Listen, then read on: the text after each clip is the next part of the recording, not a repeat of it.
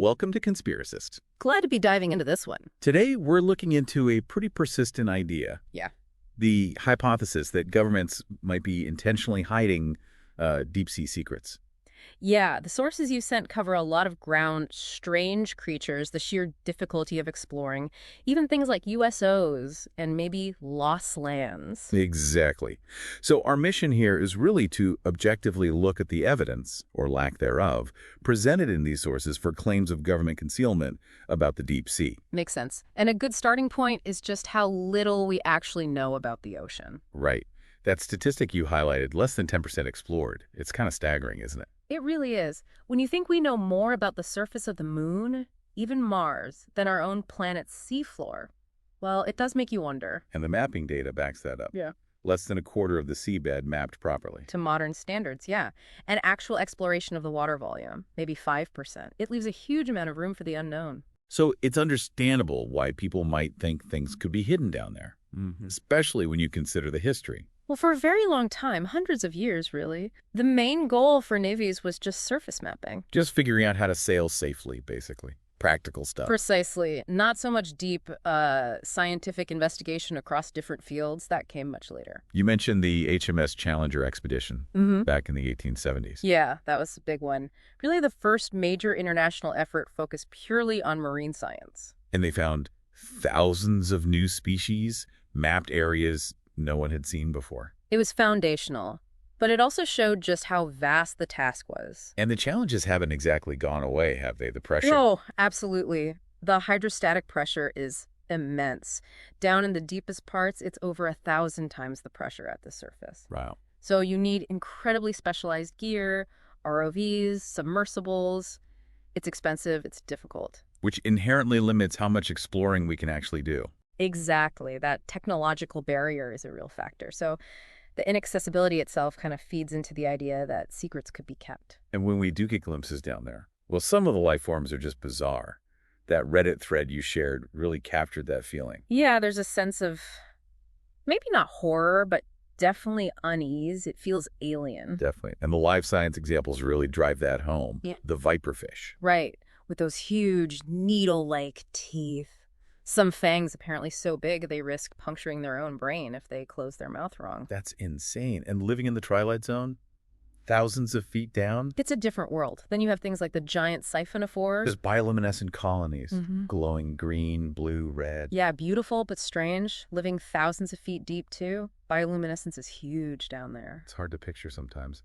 And the Greenland sharks, living for centuries. Potentially over 500 years, yeah. In the deep North Atlantic and Arctic, it just resets your expectations about lifespans. And the giant isopods. Yeah. Like massive deep-sea wood lice. Exactly. Deep-sea gigantism. Things just get bigger down there sometimes. They found those down past 7,000 feet.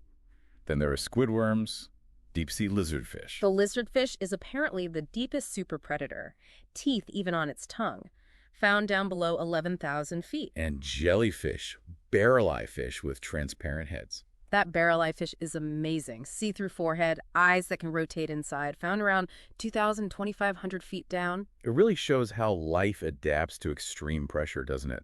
Different proteins, different metabolisms. Completely different survival strategies. Scavenging, predation, filtering, eating marine snow. That's the organic stuff falling from above. So you see all this genuinely weird, incredible life. Yeah. And it makes you think, okay, if this exists largely unknown to us. What else might be down there? Yeah.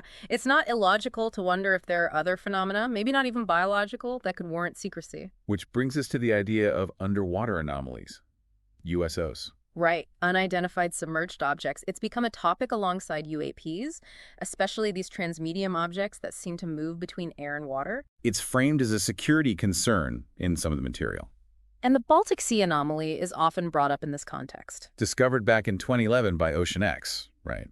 While looking for shipwrecks. Yeah, this big circular feature, about 60 meters across. Initial reports mention maybe man-made features, straight lines, angles. But the scientific take now is more towards it being natural. The prevailing view, yes. Likely a glacial deposit, some kind of rock formation. But because it looked unusual on sonar initially, speculation took off. And you can see how, in this context, people might view the natural explanation with suspicion, maybe thinking it's a cover. It highlights how ambiguity fuels these theories. Then there's the Aguadilla incident, Puerto Rico, 2013.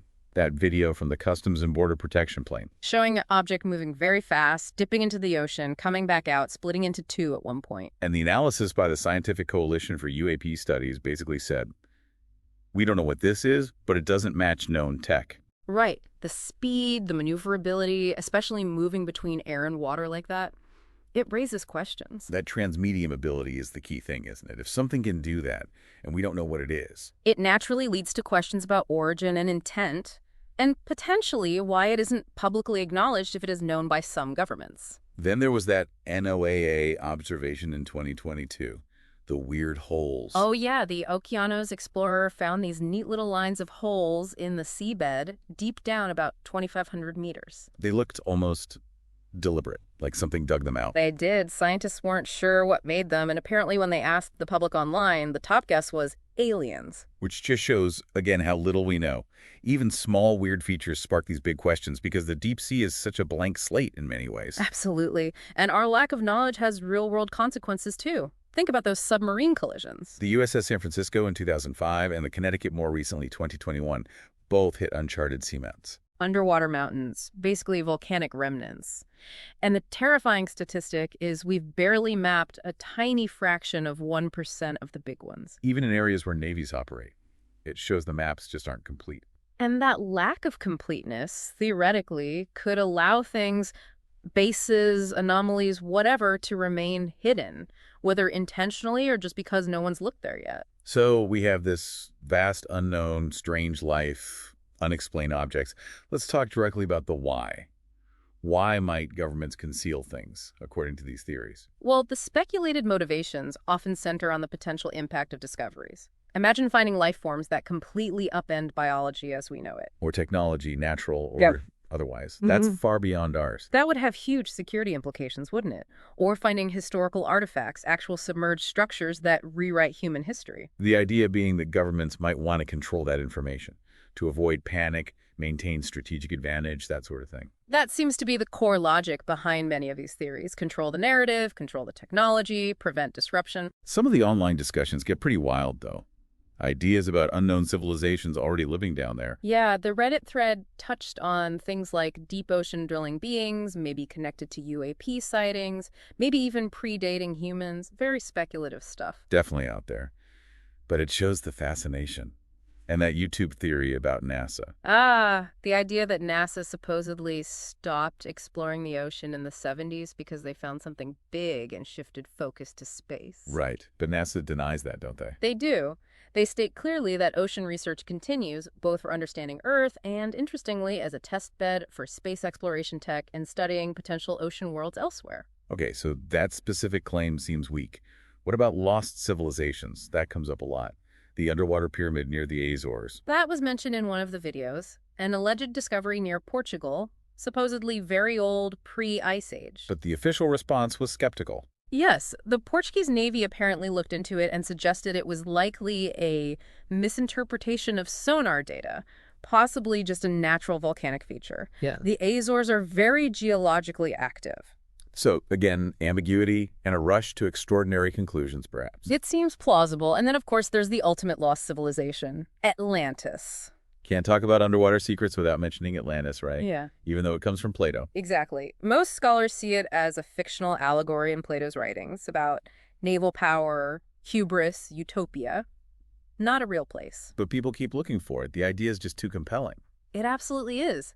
That desire to find a lost golden age is powerful.